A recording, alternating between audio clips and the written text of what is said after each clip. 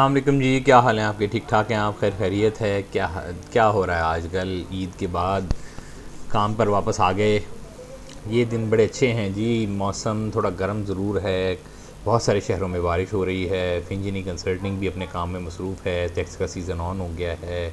Budget जो है वो उसकी इम्प्लीमेंटेशन के ऊपर बहुत सारे क्वेश्चंस आ गए हैं। कुछ की इंटरप्रिटेशन कुछ है, कुछ की इंटरप्रिटेशन कुछ है, लेकिन एफबीआर भी सरगर्म है अपने क्वेश्चंस का आंसर देने में। हम टैक्स के जितने भी कंसल्टेंट्स हैं वो हम कोशिश कर रहे हैं कि जितने क्वेश्चंस को इंटरप्रेट कर सकें, जितने लॉ के क्वेश्चंस को हम अच्छी तरह आंसर कर सकें, हम वो आंसर करें अपने क्लाइंट्स के लिए, अपने दोस्तों के लिए, आप सब के लिए। हम उसको इंटरप्रेट कर रहे हैं। एक मसला हर साल जो हमारे दोस्तों को जिसको आंसर करना होता है, वो मेरे ख़्याल में इस वीडियो में आज हम बहुत सारे सवालात का आंसर ऐसा कर देंगे कि जो आपके बहुत सारे मसाइल को हल कर देगा। ये वीडियो दो चीज़ों पर मबनी है, बेसिकली तीन क्वेश्चंस को एड्रेस करेगी। ये ब्रोशर अवेलेबल है, जो मेरे से लेना चाहे वो मुझे व्हाट्सएप पर रब्ता कर लें। मैं आपको ये फ्रीली अवेलेबल कर दूंगा। जो भी मेरे दोस्त लेना चाहें, जो मेरे क्लाइंट हैं वो भी, जो मेरे क्लाइंट नहीं हैं वो भी, ये पब्लिक एट लार्ज के लिए अवेलेबल है। मैं नेक्स्ट टाइम के लिए कोशिश करूँगा कि मैं ये इसका लिंक अवेलेबल कर दिया करूँ अपनी वीडियोज़ में, जहाँ से आप फ्रीली खुद ब खुद इसको डाउनलोड कर लिया करें। तो कोई अभी तो ये शायद ना हो पाए, लेकिन मेरी फ्यूचर में ये कोशिश होगी कि मैं लिंक्स किसी तरीके से अवेलेबल करवा दूँ, किसी ऐसी इंटरनेशनल ड्राइव के ज़रिए से, किसी ऑनलाइन ड्राइव के ज़रिए से। आपके पास भी कोई ऐसा मेथड या मैकेनिज़्म मौजूद हो तो मुझे ज़रूर बताइएगा। मेरे पास अभी कोई ऐसा मैकेनिज़्म मौजूद नहीं है, या यूँ कह सकते हैं आपके इस वक्त ज़रा थोड़ा सा वर्क का ओवरलोड है, जिसकी वजह से मैं इस तरह से अभी ये नहीं कर पाऊँगा। लेकिन ये इंशाल्लाह अगली वीडियोज़ में मेरी कोशिश होगी कि किसी तरीके से ये आपके लिए वीडियो की ये चीज़ें अवेलेबल आपके लिए कर दिया करें। जो चीज़ें हम आपको यहाँ पर दिखाते हैं, साथ ही आपको फ्रीली यहीं पे अपलोड कर दें, जिसका लिंक आप ताकि यहीं से साथ ही डाउनलोड कर लिया करें। एनी हाउ, आ जाते हैं हम थोड़ा सा ज़रा इस बात को समझते हैं कि इस वीडियो में हमने क्या क्या चीज़ें की है। ये information for the tax return है। इसमें तीन चीज़ें कवर्ड हैं। पहले तो ये है कि इसमें मैंने बहुत डिटेल में हम समझेंगे कि कौन कौन वो अफराद हैं जिनको रिटर्न भरने की ज़रूरत है। हर शख्स को रिटर्न भरने की ज़रूरत है नहीं। अगर आप उस रिटर्न को भरने के दायरा कार में आ रहे हैं तो ही आपको रिटर्न भरने की ज़रूरत है, तो ही आप रिटर्न भरें। अगर आप उस दायरा कार में नहीं आ रहे हैं तो आपको रिटर्न भरने की ज़रूरत नहीं है, और ना ही आपको परेशान होने की ज़रूरत है। कोई भी आपको कहता रहे कि आपको रिटर्न भरनी है, आपको कोई वकील कहे, देखें जी, सीधी सी बात है। आप मेरे पास आएंगे, मेरा दिल अगर कर रहा है, मुझे कोई पैसों की ज़रूरत है, मैं अपने बिज़नेस को चमकाना चाहता हूँ, मेरी को आपके भी जहन में आ रहा होगा कि यार ये किसी तरह मुझे घेर के क्लाइंट ना बनाने की कोशिश कर रहा हो, या मेरा भी दिल कर रहा होगा कि यार मैं किसी तरीके से इसको क्लाइंट बना लूँ, तो मैं आपको ज़ोर ज़बरदस्ती करके किसी तरीके से अपना क्लाइंट बनाने की कोशिश करूँगा। आपके भी जहन में ही आता होगा। ये अगर बातें आपके और मेरे दरमियान क्लियर हों, क्लाइंट और आपके कंसल्टेंट के दरमियान ये क्लियर हो कि ये वो पॉइंट्स हैं, कि ये पॉइंट्स मेरे बनते हैं, और आपके कंसल्टेंट के दिमाग में भी क्लियर हो कि जो मैं सवाल पूछ रहा हूँ ये वाली बातें क्लियर हैं। अगर ये दो चीज़ें आपके और आपके कंसल्टेंट के दरमियान में क्लियर हों कि हाँ जी मेरी तो रिटर्न भरनी बनती ही है, और यही पॉइंट्स हैं जिनको मुझे पूछना चाहिए कि हाँ जी मैं आया इस बाउंड्री में गिरता हूँ कि ये नहीं गिरता या गिरती, जो भी आप कहें, तो फिर ही आप रिटर्न भरें, वरना आपको टैक्स की रिटर्न गोशवारे। अच्छा, ये भी बड़ी बात याद रखिएगा कि रिटर्न भरने का ये कतई मतलब नहीं है कि आपने टैक्स जमा करवाना है। ये मैं बहुत दफ़ा कहूँगा आपको, बेतहाशा वीडियोज़ में मेरी बात आपको नज़र आएगी कि रिटर्न जमा करवाने का मतलब ये नहीं है कि आपने टैक्स जमा करवाना है। टैक्स जमा करवाने का और रिटर्न भरने का आपस में कोई ताल्लुक़ नहीं है। ये एक वजह तो हो सकती है कि रिटर्न जब बनाई आपने और उसके आखिर में निकल आया कि हाँ जी आपने हुकूमत के पैसे देने थे, ये एक वजह हो सकती है, ओनली वन चांस। वरना 90% चांस यही होगा पाकिस्तान में ख़ास तौर पर कि आपके पैसे हुकूमत ने देने होंगे। पाकिस्तान के अंदर बहुत बड़ी आबादी नौकरी पेशा है, नौकरी पसंद करती है, और नौकरी ही की कमाई पर इत्तफाक भी करती है। और जो नौकरी पेशा लोग हैं, ये नौकरी की कमाई पर इत्तफाक करने वाले लोग हैं, उनकी कमाई जब आती है उसमें से टैक्स कट चुका होता है। तो वो जब कमाई वो इस्तेमाल करते हैं, उसको खाते हैं, उससे कोई काम करते हैं, उससे कोई मकान ख़रीदते हैं, ज़मीन ख़रीदते हैं, जायदाद ख़रीदते हैं, जो मज़ीद कोई टैक्स कट जाता है, मोबाइल किसी में इस्तेमाल करते हैं, तो वो जो टैक्स कटता है वो बिला वजह कटा होता है, वो इजाफी टैक्स कटा हुआ होता है, और उसमें से वो काबिल वापसी होता है, और वो 5-5, 6-6 साल का वापस इकट्ठा हुआ होता है। जब आप रिटर्न नहीं भरते तो वो आपका क्लेम नहीं होता। तो मेरी बात ये याद रखिएगा, रिटर्न भरना एक खाता बनाने को कहते हैं, हिसाब किताब बनाकर जमा करवाना मुंशी का काम है, टैक्स के अकाउंटेंट का काम है रिटर्न जमा करवाना। तो रिटर्न फाइल करने के क्या क्या उन्होंने एक दायरा बनाया हुआ है जी, इसने रिटर्न जमा करवानी है, पहला पॉइंट वो है। दूसरा क्या है कि कौन कौन से डॉक्यूमेंट्स हैं, कौन कौन सी इन्फॉर्मेशन है जो मुझे कलेक्ट करनी है, अच्छा कितने साल की इकट्ठी करके रखनी है मुझे। दूसरी जो गुफ्तगू होगी, शायद मैं इस वीडियो को, शायद की बात कर रहा हूँ, शायद हम इस वीडियो को 3 हिस्सों में तकसीम करके अपलोड करें, तो आपको शायद पार्ट 1, पार्ट 2, पार्ट 3 में ये वीडियो मिले। लेकिन उम्मीद हो सकता है कि अगर मैं इस तरह करूँगी तो शायद मैं एक वीडियो की सूरत में भी इसको लोड करूँ, ताकि आप अगर कोई आपके पास टाइम हो तो आप इसको मुकम्मल एक ही वीडियो की सूरत में देख लें। तो दूसरा हिस्सा जो है वो ये आपको ये बताएगा कि 6 साल तक का रिकॉर्ड आपने महफूज रखना है, इस साल की रिटर्न के अलावा। तो 6 साल का रिकॉर्ड आपने महफूज रखना है। अब उस रिकॉर्ड में क्या क्या चीज़ें शामिल हो सकती हैं, वो सारी चीज़ें शामिल आ जाएंगी इसमें। आखिरी हिस्सा आपको बताएगा कि कौन कौन सी जगह पर दौराने साल आपका टैक्स काट लिया गया है, वो कौन कौन से सबूत हैं, वो कौन कौन से मुसव्वदे हैं, वो कौन कौन से डॉक्यूमेंटेशंस हैं, वो कौन कौन से पॉइंट्स हैं जहाँ जहाँ से आपको वो डाटा मिल जाएगा, जो आपने संभाल कर रखना है, ऊपर वाले रिकॉर्ड में शामिल करके रखना है, जिसकी बेस पे हम उसको आपके रिटर्न में डालकर आपके टोटल लाइबिलिटी में से, टोटल टैक्स जमा कराने में से माइनस कर देंगे और आपके पेमेंट को ख़त्म कर देंगे, ताकि आपका जब भी, अच्छा ये याद रखिएगा कि कमिश्नर आपका रिकॉर्ड कभी भी मांग सकता है, नोटिस आपको कभी भी आ सकता है। नोटिस का ये मतलब नहीं आपका ऑडिट खुल गया या आपका जो है जो कंसल्टेंट था जिसने रिटर्न जमा करवाई थी वो फारिग आदमी था, ऐसी कोई बात नहीं है भाई। नोटिस का मतलब ये है कि वो आपसे आपका रिकॉर्ड चेक करना चाह सकता है, उसका हक है। आप जब रिटर्न जमा करवा रहे हैं वो चेक तो नहीं कर रहा, कानून ने उसका हक लिया हुआ है, वो चेक कर सकता है मज़ीद 6 साल कभी भी। कमिश्नर साहब के पास ये अथॉरिटी मौजूद है। तो वो अगर आपका कभी भी रिकॉर्ड में जब मंगवाते हैं अगले 6 साल में या अगले 6 साल के अंदर कभी भी वो रिकॉर्ड मंगवा कर आपका रिकॉर्ड खोल लेते हैं, तो जब तक वो पेशी खुली रहेगी तब तक ये आपका रिकॉर्ड जब तक अंडर क्वेश्चन रहेगा तो ये 6 साल ख़त्म नहीं होंगे, ये चलता रहेगा सिलसिलाकार। सो आपने ये रिकॉर्ड संभाल कर रखना है और वो सबूत भी संभाल कर रखने हैं जहाँ जहाँ से आपका टैक्स कटा था, जिसकी वजह से आपने अपना प्रॉफिट को कम किया या जिसकी वजह से आपने अपने टैक्स को कम किया। आए अब हम थोड़ा सा ज़रा डिटेल में जाते हैं। यही मामला सारा का सारा मैंने ये हमने उन दोस्तों के लिए भी लिख दिया है उर्दू में, ताकि आपको जो लोग मेरे ज़रा अंग्रेज़ी भाई दोस्त जो पाकिस्तान में हैं, जो हमारे अंग्रेज़ी का अखबार पढ़ने से भी घबराते हैं, ज़रा उनके लिए भी लिख दिया कि उर्दू में ज़रा उनको समझ आ जाएगी। अच्छा जी, किस किस को रिटर्न जमा करवानी ज़रूरी है, किस किस को चाहिए, मैं इसको ना ज़रा 2 ग्रुप्स में, ग्रुप ए में, कैटेगरी ए में, कैटेगरी बी में डिवाइड कर देता हूँ। कैटेगरी ए जो है ना, हर कंपनी को, प्राइवेट लिमिटेड को, कंपनी को या कॉरपोरेशन को जो है ना वो रिटर्न जमा करवानी है, हर कंपनी को, हर पर्सन को। पर्सन के अंदर कौन कौन शामिल हो गया, या तो पार्टनरशिप, या फिर रह गया कोई सोल बंदा, इंडिविजुअल, कोई भी बंदा, कोई भी इंसान, वो दोनों के दोनों। अब वो किसी भी सूरत में कारोबार कर सकते हैं, वो दोनों के दोनों किसी भी सूरत में जो कारोबार कर रहे हैं, अगर वो कारोबारी है तो 3 लाख से ऊपर सालाना कारोबार हो गया तो, और अगर आम तनख्वाहदार है तो 6 लाख से ऊपर जब भी कारोबार तनख्वाह हो गई तो उसने अपनी रिटर्न जमा करवानी है। कोई नॉन प्रॉफिट ऑर्गेनाइजेशन है, कोई जो है वो कमाई की बजाय कोई फलाह बहबूद का काम कर रही है, मसाजिद हैं, मराकज़ हैं, खानकाएँ हैं जो हैं, इन सब ने अपनी रिटर्न जमा करवानी है। NGOs हैं ये सारी की सारी। जिसने FTR की, जिसने FTR की कमाई उसने अपनी रिटर्न जमा करवानी है 115(5) में, ज़रा 114 से डिफरेंट होती है, लेकिन वो अपनी रिटर्न जमा करवाता है।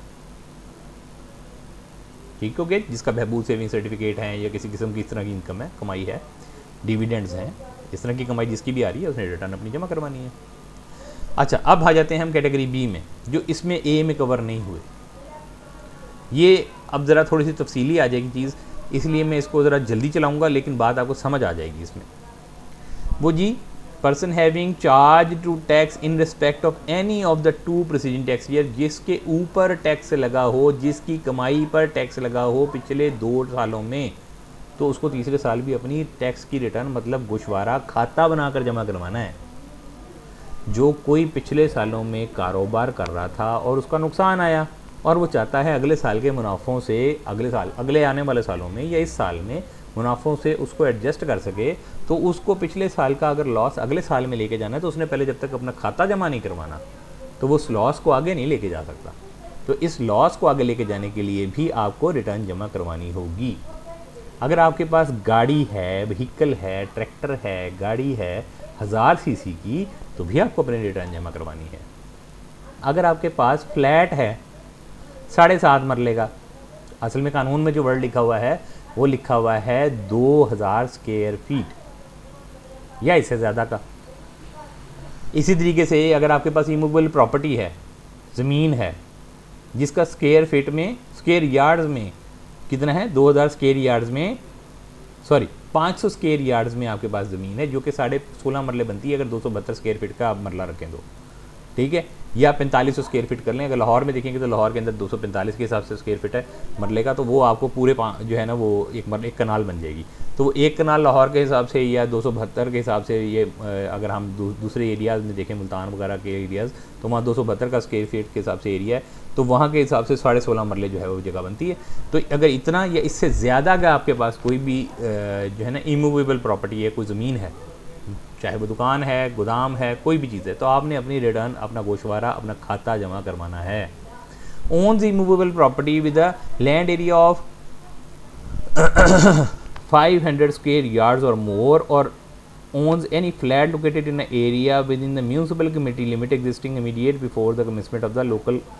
वही बात है जी, इस्लामाबाद के अंदर अगर आपके पास इमूवेबल प्रॉपर्टी है जो उसके इर्द गिर्द में है या म्यूनसिपल लिमिट के इर्द गिर्द में है, वही सेम ऊपर वाली बात 7.5 मरले वाली वो भी बात, या ये 16.5 मरले वाली बात वो आपकी आ जाएगी। अच्छा, किसी का अगर एनटीएन बन गया है सर, उसने रिटर्न जमा करवानी है, ये एक आम बात है। अगर आपका अभी तक एनटीएन नहीं बना है और आप इन कंडीशंस में भी फॉल नहीं करते हैं तो आप एनटीएन मत बनवाएं। अगर आप एक दफ़ा एनटीएन बनवा लेते हैं तो आपने रिटर्न फिर जमा करवानी ही करवानी है। आप ये नहीं कह सकते कि फिर हमने जनाब अब रिटर्न नहीं जमा करवानी है जी, वो तो एक दफ़ा बन गई थी, एनटीएन बना लिया था हमने। नहीं जी, अब आपको अपना हर साल हिसाब किताब जमा करवाना है। अगर आपने टैक्स नहीं देना वो एक आम बात, एक अलग बात है, लेकिन आप अपना फ़ायदा उठाएं उससे। आपके जो दौरान साल मोबाइल के बिलों के ऊपर या मोबाइल की सिमों के ऊपर टैक्स कट जाता है तो वो आप वापस लें। अच्छा जी, holder of the commercial and industrial connection of the electricity annual bill exceeding 500,000, जिसका 5 लाख से ऊपर का साल का जो है इंडस्ट्रियल या कमर्शियल इंडस्ट्रियल बिल है, तो वो लें, वो उन्होंने जो है वो रिटर्न जमा करवानी है। अच्छा, दूसरी बात, रेजिडेंट पर्सन, ये एक अहम बात है। ये पिछले दिनों में काफ़ी कन्फ्यूजिंग हुई थी, बहुत कन्फ्यूजन हुई थी काफ़ी सारे लोगों के लिए। ये बात समझ लें, ये लोग मेंबर्स होंगे अगर किसी भी बॉडी के, चाहे वो चार्टर्ड अकाउंटेंट्स हैं, कॉस्ट एंड मैनेजमेंट अकाउंटेंट्स हैं, ज़ाहिर है वो इन बॉडीज़ के मेंबर्स होंगे, ठीक है। चाहे वो आप कह लीजिए कि पीएमडीसी के मेंबर्स हैं, चाहे वो पीईसी के मेंबर्स हैं, चाहे वो आप कहिए किसी पाकिस्तान इंजीनियरिंग डेंटल काउंसिल के मेंबर्स हैं, चाहे वो अब मार्केट कमेटी के मेंबर्स के हैं, चाहे वो आप कहिए कि एसोसिएशन के मेंबर्स हैं, किसी भी एसोसिएशन के मेंबर्स हैं, लेकिन अगर वो रेजिडेंट नहीं हैं तो उन पर रिटर्न जमा करवानी ज़रूरी नहीं है। वो रेजिडेंट हैं तो रिटर्न जमा करवानी है। तो ये रिटर्न का जमा करवाना सिर्फ रेजिडेंट की सूरत में फ़र्ज़ है। अगर रेजिडेंट नहीं रहे तो रिटर्न जमा करवाने की सूरत में नहीं है। लेकिन ये देखिएगा, अगर उनका एनटीएन बना हुआ है तो फिर उन्होंने रिटर्न जमा करवानी है। चले, एक हमने काफ़ी कम्प्रीहेंसिव समझ लिया किस किस ने रिटर्न जमा करवानी है, किस किस ने रिटर्न जमा नहीं करवानी है। आए अब हम देखते हैं कि ये रिटर्न के अंदर डॉक्यूमेंट्स हमें नॉर्मली चाहिए क्या क्या हैं। ये मैंने बेसिक डॉक्यूमेंट रखे हैं जनाब। अगर आप में से कोई थोड़ा सा कानून के साथ, इनकम टैक्स के रूल्स के साथ थोड़ा सा भी ताल्लुक़ रखता है तो रूल नंबर 29, 30 और 31, असल में ये 3 रूल्स आपको तफसीली बताते हैं कि किस किस्म की कंपनी हो, किस किस्म का बिज़नेस हो, किस किस्म का इदारा हो, किस किस्म के आपका इनकम का सोर्स हो, तो आपने किस किस्म का रिकॉर्ड रखना है। ये जो आप देख रहे हैं ये रूल नंबर सिर्फ 31 की बेस के ऊपर एक डिटेल्ड चीज़ बनी हुई है, क्योंकि जो बेसिक क्राइटेरिया मैंने अभी सिर्फ जो वीडियो बनानी है मैंने उसकी बेस पे बनानी है। रूल 29 और 30 की बेस के ऊपर वीडियोस में अलग और अलग बना दूंगा ताकि आपको वो भी समझ आ जाए, वो बिजनेसमैन से ताल्लुक़ रखती होंगी कंपनी से रिलेटेड। तो जो बिजनेसमैन और कंपनी से रिलेटेड है वो 29 और 30th रूल पे रिलेटेड वीडियोस आपको सेपरेटली मिल जाएंगी। ये जो 31th जो रूल है इसकी बेस के ऊपर मैंने मिनिमम रख दिया है कि सैलरी के अलावा, सैलरी और उसके साथ में जो अदर हेड ऑफ इनकम्स हैं, मतलब आपके बिज़नेस को छोड़ के अदर हेड ऑफ इनकम के अंदर क्या क्या चीज़ें रिक्वायर्ड हो सकती हैं, वो सारी की सारी आपने उसका क्या रिकॉर्ड रखना है और क्या रिकॉर्ड आपने मुझे ला कर देने हैं, मुझे या किसी भी कंसल्टेंट को ला कर देने हैं। सॉरी, माजरत आदत पड़ जाती है ना जी वो अपने क्लाइंट्स को कहने की, तो मुझे या मेरे अपने किसी कंसल्टेंट को ला कर देने हैं, वो ये होंगे।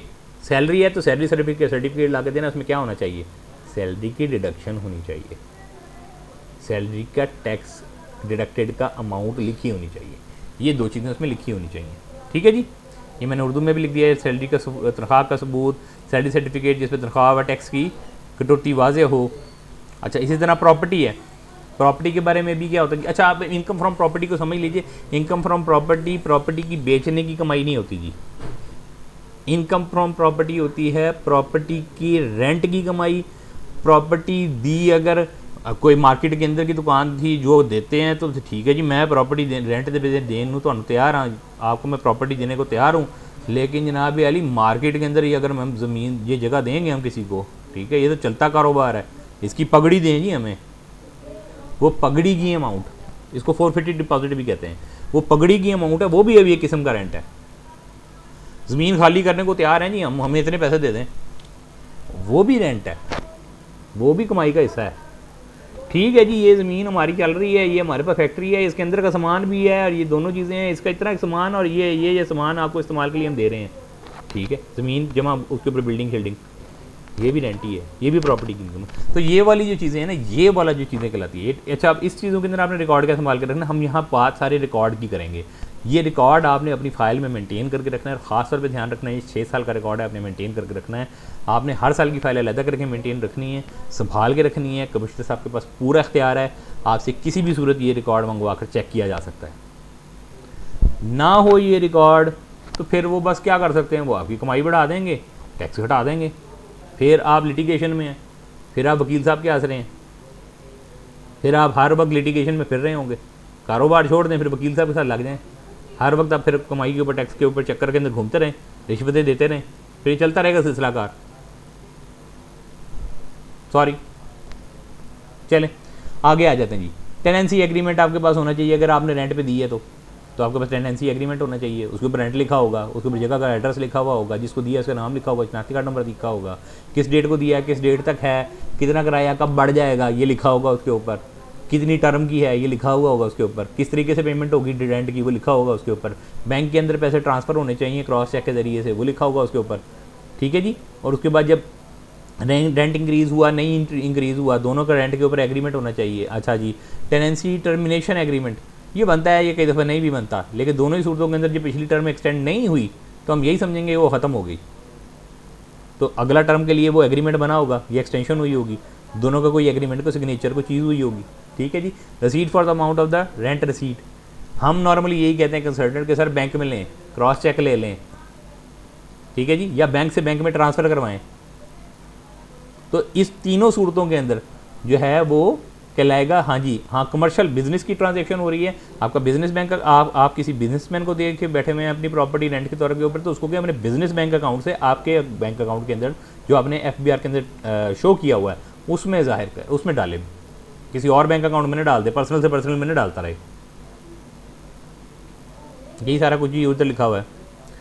अच्छा जी, evidence of reduction claim in respect. अच्छा, अगर आपने कोई कारोबारी अपने जो प्रॉपर्टी की तोड़ फोड़ के खर्चे लिखवाए हैं जी, ये वो ख़राब हो गई थी, हमने मोटर ठीक कराई है जी, हमने बिल्डिंग टूट गई थी इधर से ठीक करवाई है, हमने इंश्योरेंस करवाई हुई है बिल्डिंग की, इंश्योरेंस की हमने दी हुई है, किस्त दी हुई है, हम उसका खर्चा शो करा के फिर आप उसकी जो है ना उसकी प्रॉपर्टी की जो रेंट है उसको आप कम करना चाहते हैं तो करें, आप कम बिल्कुल कर सकते हैं आप, लेकिन उस सूरतों में आपने इन सब की पेमेंट की, जितनी भी खर्चे किए हैं उसकी असल रसीदें और उसकी पेमेंट जिस तरह से की है बैंकों के ज़रिए से, मैं बार बार कह रहा हूँ बैंकों के ज़रिए से, क्रॉस चेक के ज़रिए से, वो सारे के सारे आपने संभाल कर रखने हैं, और वो आपके बैंक से नज़र आएँ या चेक के ज़रिए से नज़र आएँ या फिर आपके बैंक के थ्रू ट्रांसफ़र नज़र आएँ आपके बिजनेस बैंक अकाउंट से, अगर आप बिजनेसमैन हैं, नहीं तो फिर आप आपके पर्सनल अकाउंट से, जो कि आपने FBR में शो किया होगा। ये मैं आपको पहले भी बता चुका हूँ कि FBR के अंदर अब आपके ऊपर जो है ना वो बेनिफिशियल ओनरशिप वाला भी आ चुका हुआ है। अगर आप कारोबारी हैं, आपने बेनिफिशियल ओनरशिप वाला बताना है, वरना आपने अपना प्रोफाइल तो अपडेट करनी है। माजरत खाऊँ जी, बहुत माजरत खाऊँ।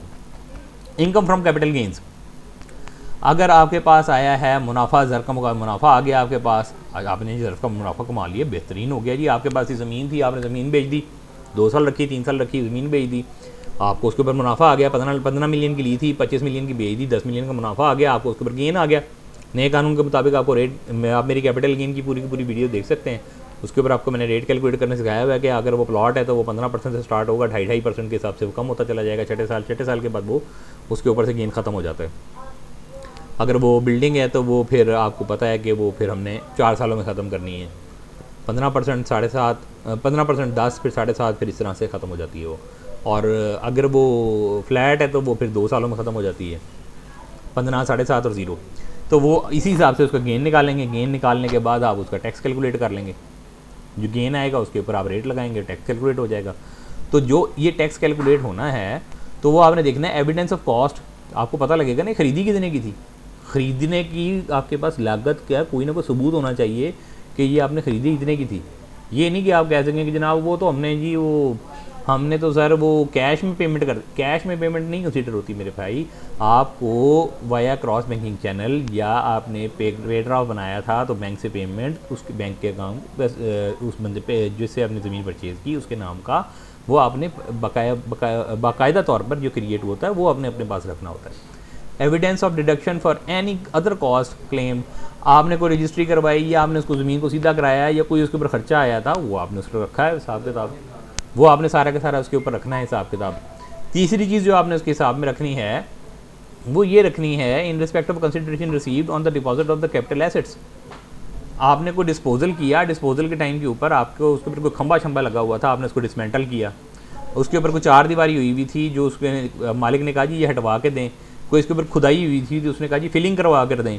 जो भी खर्चा उसके ऊपर आया उस ज़मीन को उसकी सेलेबल हालत में लाने के लिए अगर वो उसके ऊपर कोई खर्चा आया और आपने उसमें से मिन्हा किया है उसमें से उस गेन में से तो वो कर सकते हैं आप, लेकिन उसका सबूत आपके पास होना चाहिए।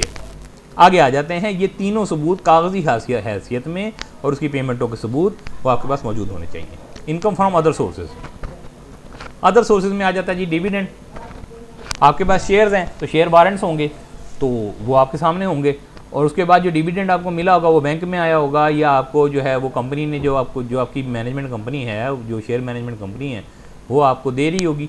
वो जिस तरीके से उन्होंने आपको जो उसका डिविडेंड शिफ्ट किया है तो उसका टैक्स भी काटा होगा, उसका सर्टिफिकेट ले लें।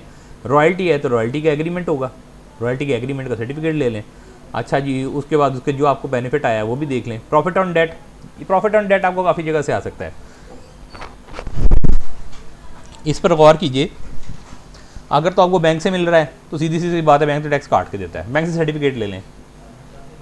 अगर आपने कहीं और की इन्वेस्टमेंट की हुई है और उसने आपका टैक्स काट के जमा करवाया है तो उसे सर्टिफिकेट ले लें। नहीं तो फिर एंड में ये याद रखिएगा कि प्रॉफिट ऑन डेट के ऊपर आपको खुद को टैक्स देना पड़ जाएगा। ये देख लीजिए इसके अंदर मामला, ये आपको अब खुद देखना होगा। अच्छा, इसमें बहबूद सेविंग सर्टिफिकेट का आपको देख लीजिएगा जी, ये कि 5% अगले साल से हुआ, लेकिन पिछले सालों का वैसे के वैसे ये कानून, तो ये इस साल तक आपको इसका ख्याल करना पड़ेगा कि आपने देखना है कि आपका पिछले साल में कितना टैक्स कटा है, कितना कटना चाहिए था, वो आप सर्टिफिकेट ले लें बैंक से या सेविंग सेंटर से, और कितना कटना चाहिए था वो हम कैलकुलेट कर लेते होते हैं, दोनों का डिफरेंस निकाल के वो आपको बकाया की पेमेंट बन जाती है। ज़कात की डिडक्शन अगर हुई है आपकी। अच्छा, ज़कात के मामले में कुछ दोस्त मेरे बहुत परेशान होते हैं, ये ख्याल करें कि ज़कात हम जो हाथ से अदा करते हैं उसका हमारे पास सबूत कोई नहीं होता। अगर हम सबूत ले भी आएँ तो कानून उस ज़कात की पेमेंट को नहीं मानता।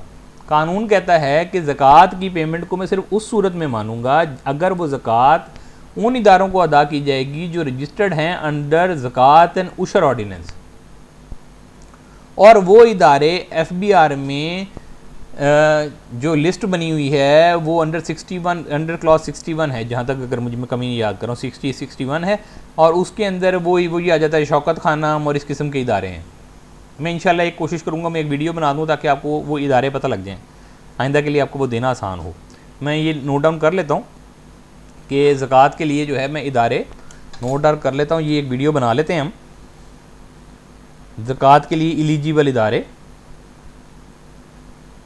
ज़कात के लिए एलिजिबल इदारों की मैं एक लिस्ट बना के मैं आपको इंशाल्लाह एक वीडियो में, शॉर्ट सी वीडियो में मैं आपके साथ शेयर कर दूंगा।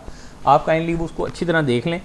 उस लिस्ट के इदारों को अगर आप अपनी डोनेशंस देते हैं तो वो डोनेशंस आपके यहाँ से टैक्स में काउंट होती हैं। आप अपने दोस्तों को, रिश्तेदारों को जो ज़कात देते हैं उसको अल्लाह के यहाँ से तो आपको कोई बेनिफिट मिलेगा, हुकूमत के यहाँ से कोई बेनिफिट नहीं मिलेगा। आगे चलते हैं।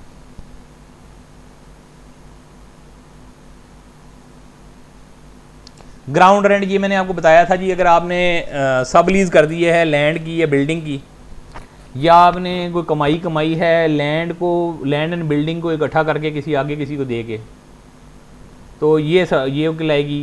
इसके अंदर आपने लीज़ का एग्रीमेंट रखना है अपने पास और लीज़ का टर्मिनेशन एग्रीमेंट रखना है अपने पास। जैसे ऊपर मैंने आपको कहा ना, चीज़ों के एग्रीमेंट अपने पास रखने हैं, डॉक्यूमेंट्स अपने पास रखने हैं, इसी तरह इनका भी अपने पास रखना है। एनविटी और पेंशन, ये जी evidence of the amount received. Annuity and pension से मुराद यही है कि अगर आपने पहले ले लिया, आपने वो गोल्डन हैंडशेक वगैरह ले लिया है या एनविटी ले ली है या आपने जो है वो पेंशन अपनी रिसीव की है, तो जो आपको मिली है वो आपको चेक की सूरत में मिली होगी। आप कोशिश किया करें इस किस्म के डॉक्यूमेंट्स का जो है ना वो साथ ही फ़ोटोकॉपी भी करा लिया करें। वो आप अगर अपने पास रख लेंगे तो वो आपके पास एक सबूत की सूरत में भी हो जाएगा। दूसरा ये है कि अगर आप वो ना भी रखेंगे तो बैंक में जब डिपॉजिट होता है वो डायरेक्ट भी आ जाती है, तो वो जब डिपॉजिट होता है तो वो भी सब आ जाता है, तो उस सूरत में भी ये काम चल जाता है। अच्छा जी, आगे चलते हैं। इसका सबूत वो वहाँ से मिल जाता है। Prize money, prize bond, winning of the raffle, lottery, crossword, यहाँ पे वो प्राइज़ बॉन्ड वाला मामला ज़्यादा ज़रूरी है। यहाँ पर प्राइज़ बॉन्ड वाला मामला हमारे यहाँ ज़्यादा होता है। बाकी ये रेफर, लॉटरी, क्रॉसवर्ड पज़ल, ये मेरे पास सिर्फ एक ही फ़ोन आया था। एक हमारे यहाँ मोहतरमा थी, उन्होंने फ़ोन किया तकरीबन रात को कोई 7:30-8 बजे, और जी मैं फ़लाँ जगह से बात कर रही हूँ, मैं नाम लेना उनको मुनासिब नहीं समझता, शनाख्ती कार्ड मेरा नंबर ये है, तो आप मेहरबानी करें मुझे फाइलर कर दें। मैंने एक मोटरसाइकिल जीती थी, वो पता नहीं किसके शो से, ये जो टेलीविज़न पे शोज़ चलते हैं, तो उस पर मुझे इतना टैक्स देना पड़ रहा है, आपकी बड़ी मेहरबानी है, मुझे फाइलर कर दें। हमने कर दिया फाइलर। हमें उन्होंने कहा जी आप यूँ करें, मेहरबानी करें मेरा चलान भी भर दें। अब इस वक्त मेरे पास जो है ना कोई बाहर जाकर आपको ना फ़ीस भरने की मैं भर सकती हूँ, ना इस वक्त ना मैं आपका कोई चलान भर सकती हूँ, तो आप मेहरबानी करें भी भर दें, मैं सुबह इंशाल्लाह आपको भेज दूँगी। तो उनका इनाम भी निकला, फिर उनका हमारी तरफ से प्राइज़ बॉन्ड भी निकला। उसके बाद ना वो हमारा फ़ोन उठाती हैं, हमने तो कर दिया काम, और इस तरीके से हमारा नहीं, उनका प्राइज़ बॉन्ड हमारी तरफ से भी निकल आया। खैर, प्राइज़ बॉन्ड जो है वो इस तरीके से निकलते हैं। तो प्राइज़ बॉन्ड के ऊपर भी जो टैक्स वगैरह लगता है, और ये इस तरह से जो चीज़ें होती हैं, जब आप इनकैशमेंट करवाने जाते हैं तो वो जब आपका वहाँ पर टैक्स कटता है, और जो चीज़ें करते हैं वो जो इनकैशमेंट सर्टिफिकेट आपको देते हैं और जो चीज़ें देते हैं वो आपने सारी संभाल कर रखनी होती हैं, वो आपने साथ ला कर देनी है, वो हम आपकी फ़ाइल में लगा देते हैं। अच्छा, ये सारे डॉक्यूमेंट में से कोई एक डॉक्यूमेंट भी रिटर्न फाइलिंग के टाइम पे आपकी रिटर्न के साथ अटैच नहीं होना, कहीं पे भी, बैंक स्टेटमेंट भी नहीं, कुछ भी नहीं। इससे जो वर्किंग होनी है उसकी समरी वहाँ लिखी जाएगी, तो समरी करेक्ट होगी तो नोटिस कम से कम आएगा, अगर आ भी जाएगा तो जवाब दे देंगे। अगर नोटिस के अंदर वर्किंग गलत होगी, या वर्किंग करते हुए जो हमने एजम्पशन सोची है कि जी ये इस तरह है और ये इस तरह है, ये इस तरह है, और वो आप समझाएंगे ना हमें, ये यहाँ से आया, ये यहाँ से आया, ये यहाँ से आया, वो हम उस दिन भी वहाँ समझाएंगे, और वो एजम्पशन शीट भी हम आपके बताने पे ही बनाएंगे कि जी ये चीज़ है, ये चीज़ है, ये चीज़ है, ये चीज़ है, और ये चीज़ है।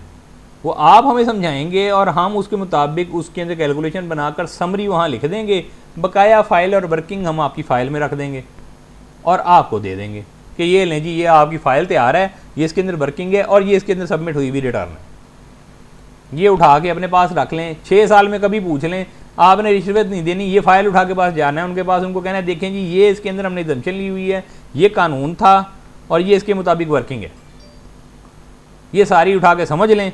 अगर मैं कहीं गलत हूँ तो आप हमें समझाएं, अगर हम में कहीं गलती और कमी है, और अगर हम ठीक हैं तो बराए मेहरबानी हमने जो वर्किंग जमा करवाई हुई है उसको पास करें और हमें जो है वो जाने दें, और हमें जो है वो ठप्पा लगाएं जी हम बिल्कुल ठीक ठाक वर्किंग करके बैठे हैं।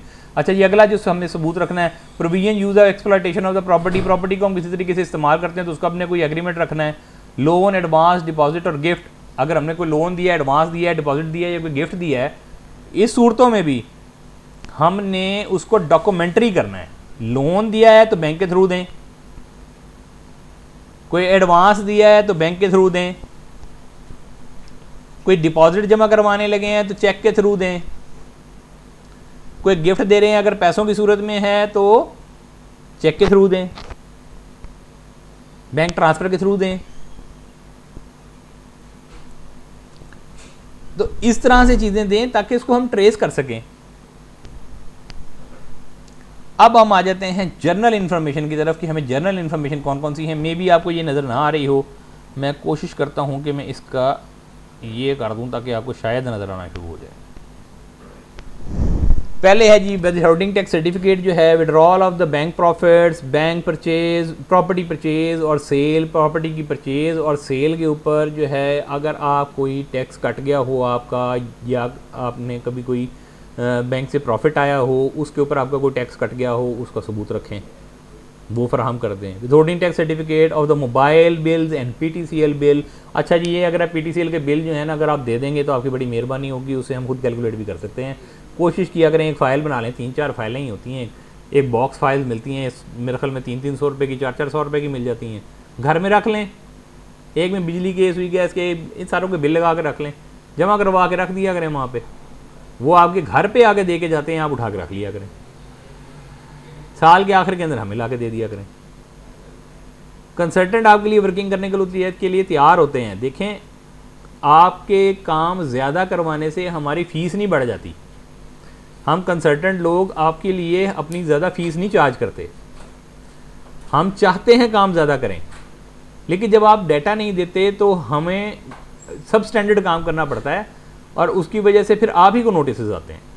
आगे चलते हैं। अच्छा जी उसके बाद आ जाता है जी बैंक स्टेटमेंट सारी चाहिए जी। बैंक स्टेटमेंट पूरे साल की हर बैंक अकाउंट की चाहिए होती है। अगर कोई कंसल्टेंट आपसे ये बैंक स्टेटमेंट नहीं मांग रहा या कहता है जी बस आखिरी क्लोजिंग बैलेंस बता दें, तो याद रखें आपके बेड़ा गर्क होने वाला है।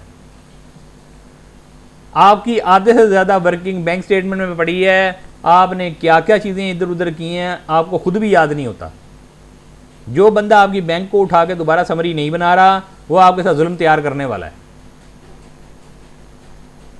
जो बंदा आपके बैंक स्टेटमेंट की एक एक ट्रांजैक्शन आपसे पूछता नहीं है, जो एक एक ट्रांजैक्शन को हेडिंग नहीं लगाता, वो क्लोजिंग कैश बना कैसे लेता है, मैं तो उस पर हैरान होता हूं।